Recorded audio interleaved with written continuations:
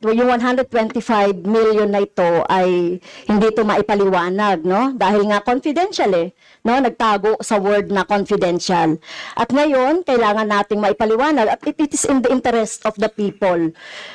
Yung 125 million na ito, Madam Chair, kaya kailangan ito na mabusisi at kailangan ito maipaliwanag ng OVP. Kaya hindi tayo pwedeng questionin ng mga rules, questionin ng mga topic, etc. Dahil related din naman talaga ito sa budget, Madam Chair.